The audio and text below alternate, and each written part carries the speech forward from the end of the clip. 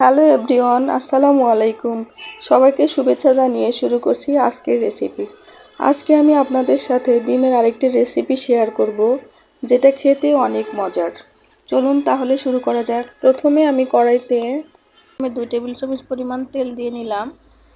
এর মধ্যে দিয়ে দিচ্ছি হাফ চামচ লবণ, একটুখানি হলুদের গুঁড়া। এখন এগুলোকে একটু নেড়েচেড়ে মিশিয়ে নিচ্ছি। মিশিয়ে নেওয়া হয়ে গেলে তেলটা যখন হালকা গরম হয়ে যাবে তখন দিয়ে নিব আমি ডিমগুলো আমি অর্ধেক করে নিয়েছি। আপনারা চাইলে আস্ত ডিম নিতে পারেন। এখানে আমি 2টা ডিম নিয়েছি, আপনারা চাইলে কম অথবা বেশি করে নিতে পারেন।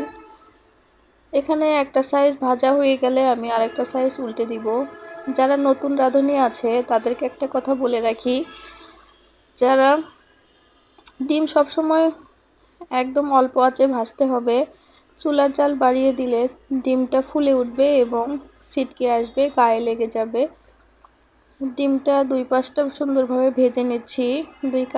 দুই পাশেই সুন্দর কালার চলে এসেছে। আমি এখন উল্টিয়ে নিব ডিমটা আমি উঠিয়ে নিচ্ছি।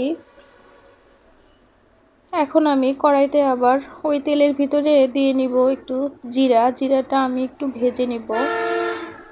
খুব বেশি ভাজবো না, তাহলে পুড়ে যাবে। এখন আমি দিয়ে নিব 3টা পরিমাণ পেঁয়াজটা একটু ভেজে নিব।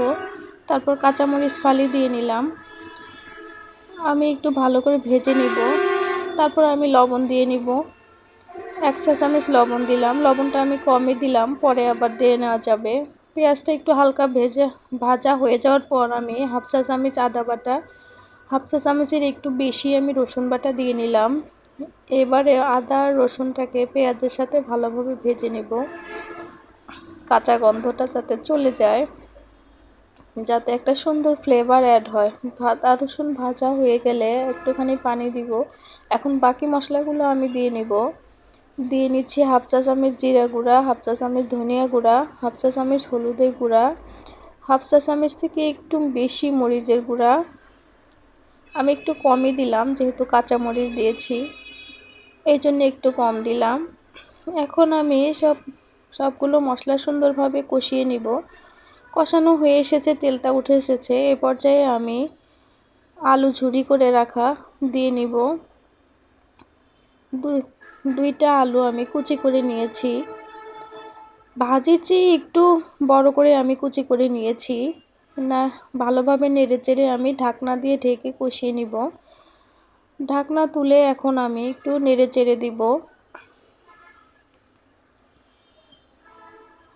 ভালোভাবে কষিয়ে নেওয়ার পর আমি একটু ঝোল দিয়ে নিব। ঝোল দিয়ে আমি আবার ঢাকনা দিয়ে ঢেকে দিব। সুন্দরভাবে বলক উঠে এসেছে। এখন আমি ডিমগুলো দিয়ে নিলাম ডিম। আবার ঢাকনা দিয়ে ঢেকে আমি সিদ্ধ করব। আমি জাল করে নিচ্ছি 5 থেকে 7 মিনিট। ঢাকনা খুলে আমি লবণটা টেস্ট করে নিব, লাগলে একটু দিয়ে নিব। হয়ে এসেছে আমার। এখন আমি একটু শলুক পাতা দিয়ে দিলাম। আপনারা চাইলে শলুক পাতার পরিবর্তে ধনে পাতা দিতে পারেন। আর ধনে পাতা যদি না থাকে সেই ক্ষেত্রে আপনারা গরম মশলার গুঁড়া উপরে দিয়ে দিতে পারেন। হয়ে গেছে আমার ডিম রান্না। এখন আমি ঢেকে আর 1 মিনিট রান্না করব। ঢাকনা দিয়ে ঢেকে দিচ্ছি। আমার হয়ে এসেছে ডিমটা। এখন আমি চুলাটা অফ করে দিব। গরম গরম ভাতের সাথে এই তরকারিটা খেতে ভীষণ ভালো লাগে। বাসায় একবার হলেও বানিয়ে দেখবেন। আশা করি সবসময় মতো আজকের রেসিপিও আপনাদের ভালো লাগবে। আজকে এখানেই বিদায় নিচ্ছি। আল্লাহ হাফেজ।